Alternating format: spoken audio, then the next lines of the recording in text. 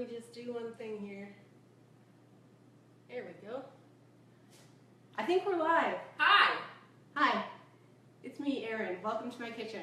You've seen my kitchen many times through Instagram and through our blog, and now we're here live. This is my partner in crime from How to Eat the blog, Dara. Hi! So we blog over at How to Eat, where we share easy and healthy recipes and tips to help you get simple and delicious meals on the table. So it's basically your how-to guide to everything cooking and eating well. So after 4 years of blogging, we have over about 200 recipes. We thought we'd bring How to Eat to life with our first ever live cooking demo, where we're going to share one of our very first and most popular recipes, the famous lunch burrito. All right, so we're going to get started. We really want to make this pretty quick for you because we know all of our Canadian fans are waiting eagerly for the Jays game to start. So we'll make this quite quick. So I'm going to go over what we put in our burritos and talk about some of the components. So the first thing we have is a whole wheat large tortilla. Next we have some brown rice, some frozen corn, a can of rinsed black beans, some salsa, some spinach, some extra sharp cheddar cheese, and a few jalapenos. So, Which we're going to leave on the side. Yeah, we'll leave it on the side and you can add those as you want them. What I typically do, it's not a very pretty way to do it, and this certainly isn't how you would see it on my Instagram photos, is I don't add each component separately, but I'm going to just add everything to a big bowl so that we can mix it up and it makes it a lot easier to make the burritos one at a time. So we're adding black beans as our source of protein today. It is an excellent source of vegetarian protein. Other options that you could include would be anything from tofu to shrimp to leftover chicken to leftover taco meat if that's something that you have in your fridge as well. So we'll add that. Next we'll add a couple of cups of brown rice. I've got a little bit too much here. But in lieu of brown rice, you could add any other whole grain. So barley, you could add quinoa, which is actually a seed. If you wanted to add something with fewer carbs, you could add something like squash, for instance. And you can make a big batch of grains at the beginning of the week. I think it's something both of us do. And then this is the perfect way to use up your leftovers that you have from whatever you've made on the weekend. Yeah, that's exactly what this spinach is. It's kind of getting wilty, not good enough for salads anymore. So I'll throw it in my frozen burritos for a perfect addition of greens. So next I'm adding some frozen corn, and then about a cup of that. And just to let you know, the recipe for these burritos is on our blog. They're called homemade lunch burritos. I think it was way back in July of 2012. That's crazy. It's been a long time. We haven't aged a bit in 4 years. Not even a day. Do you want to add the cheese, Sarah? I would love to. Okay. So we like to use a big block of cheese that you can grate yourself. I find that it melts a lot better. I don't know, the pre-grated cheese has some sort of waxy coating on it, and I find this is a lot better. It literally takes like 1 minute to grate cheese. So, I mean, if you're really, really pressed for time and you need the grated cheese, there's absolutely nothing wrong with it. This is just our preference. And you can use a food processor too, where you can grate a whole bunch. Again, do it on the weekend, and you can use it throughout the week for whatever recipes you're using cheese for. I mean, the adaptations for this recipe are totally endless. If you wanted to use a different type of cheese, we also have another recipe for black bean, goat cheese, and sweet potato burritos on the blog, which is another take on these homemade frozen burritos. As I said, you can use any protein source that you want.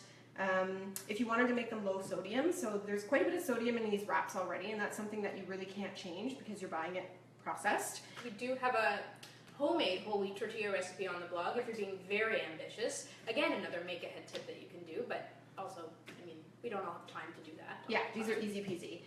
In terms of lowering sodium, buying black beans or any other kind of beans that are no salt added, a bunch of brand names have that option now, or just really rinsing your beans well is a good choice. Instead of using a cheese, for instance, you could use like a Greek yogurt or a plain yogurt for a source of dairy. Instead of using salsa, which is typically very high in sodium because again it's processed and canned, you could use just fresh tomatoes and a sprinkle of chili powder, which doesn't have any salt in it. So I'm going to get started and make the first burrito and show you how easy it is. So first things first, adding a little bit of spinach just for some greens. I'm going to eyeball about 1/6 of this burrito filling because we've got 6 tortillas. If you use too much in the first burrito, you'll learn as you go along because the first one will explode. If you don't use enough and you have some at the end, this filling was a perfect dinner for my 1-year-old daughter last night, so that worked well. So we've got a little bit in the middle here. I'm going to fold over the sides, fold over the end, and just kind of fold over each side again so we get a nice tight seal and complete the roll. If it spills out, like Aaron said, don't worry about it. Just stuff it back in. No. No big deal. So, like Aaron was saying before, you can totally use any different protein. Beans don't really agree with me. They know the tummy problems I think a lot of us have, so I would maybe leave them out or use a bit less and use tofu. You can always turn these into breakfast burritos too. Add a scrambled egg, maybe some leftover roasted potatoes that you have, a little bit of sausage, and you have breakfast burritos. Or breakfast burrito at lunch. No one said it just has to be I'm going to go around breakfast. here and just see if this is our first time Facebooking live. Woo! So we just want to see if there's anyone that has questions or comments so far. We see that 26 people are viewing it. We are clearly very popular. Logging it out. And we're sharing some great tips. Thanks, Michelle McAdoo. Emily Aaron says that this one is yummy.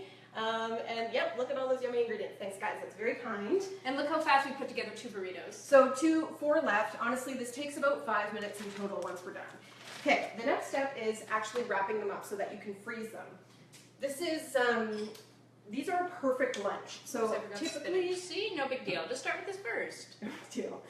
These are a perfect work lunch for me. So typically I try to make lots of food for dinner so that I have leftovers for lunch the next day. But usually once or twice a week it doesn't work out and we eat everything because we're starving. And we need something to turn to. So I try to have a batch of these in the freezer so that we can grab one quickly in the morning. No prep work whatsoever, you just have to throw it in your lunch bag. So once the burrito is done, what I'm going to do is wrap it in a paper towel. And so this is going to be your all-important barrier before you put it in the microwave, the disgusting work microwave. We do have a disgusting work microwave. We share an office. So and she does bring them for lunch, I all would the say time. like 3 out of 5 days. Yeah. Okay, so the next step is just to give it a barrier while it's in the freezer. A little bit of plastic wrap. I'm going to shove it in here, roll it up, and we're done. So when all 6 of them are done, this would be empty. This is the tortilla bag. It's a perfect freezer bag for them, so you don't have to use an expensive, thick freezer bag. You can actually just use the bag. And the convenient thing is that it has an expiry date on it. Not that they expire in the freezer at this date, but it gives you a good idea of when you've actually put them in the freezer. When these are frozen, I would say if you're freezing them in this bag, you'll want to use them within a month or 2 because it's not a great freezer bag. If you are going to keep them longer and maybe make 2 or 3 batches at a time, you'll want to get a thicker freezer bag that's made to go in the freezer to keep the air out a little bit better. So they're lunch burritos, but you can also turn them into dinner burritos. Put them in a Pyrex dish, maybe top them with some more salsa, some more grated cheese, break them in the oven. You just made enchiladas. All you need is a margarita, and then we have a fun Mexican night. Exactly. Fully adaptable. Let's see if there's any other questions. Yes. I'll move you over here. And just one thing we didn't mention about the frozen corn that we're using. We both love frozen vegetables. It's a good way to use to get vegetables when they're not readily available at the grocery store, when they're not in season. It also really cuts down on the prep work, that you don't have to take all the corn off the cob. Same thing, you could use peas, you can use frozen broccoli, frozen cauliflower. Will save a lot of time for you. Yeah, I get this question all the time about frozen vegetables and whether or not they are as good as something that you would get fresh. And quite honestly, a lot of the time they are better than the fresh produce that you would get in the supermarket. They're harvested and canned, usually, or frozen in a facility that's really near the field where they're harvested. So they're harvested and frozen really, really, really fresh. Whereas some of the produce that we get in the grocery store comes from halfway around the world. The oranges that I saw at the grocery store this week were from South Africa, for instance. Okay, so we've got a question, which is a really good one, from Nicole, who asks if we would still freeze them with the spinach in them, and the answer is absolutely yes.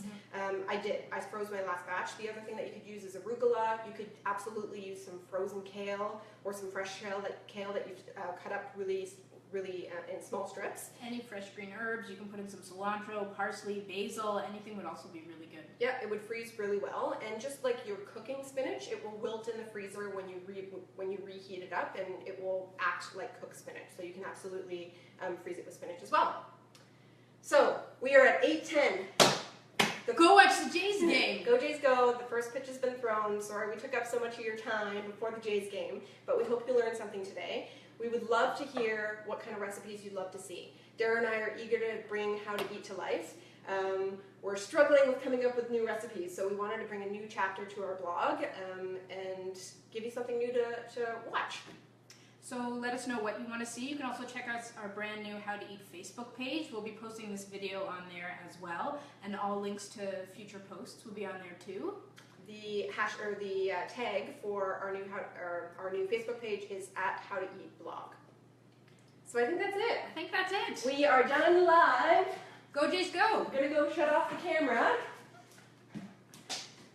Thanks everyone.